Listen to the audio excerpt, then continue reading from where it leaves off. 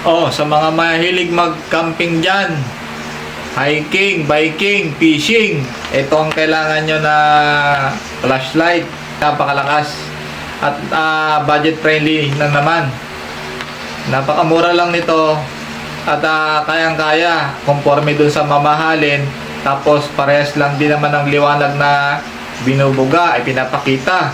Kaya dito na kayo sa budget friendly na flashlight.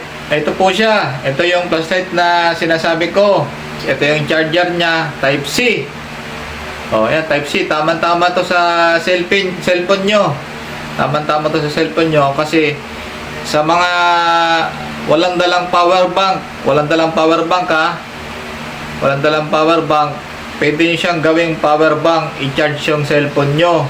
Oh, ito yung high beam, low beam, flashing. Ngayon, ipapakita natin sa inyo na pwede nga siyang gawing power bank sa cellphone. Ito ha. Yan. O, yan o. Diba? Nag-charging. O ha. Ayan o. Kitang-kita o. Charging o. Diba? 55%. Kaya sa mga gustong bumili nito, ilalagay ko yung link sa description.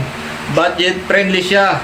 Kaya kayang-kaya nyong bilhin to conforme dun sa mga mamahaling flashlight na hindi mo naman siya pwedeng gawing power bank. O ito.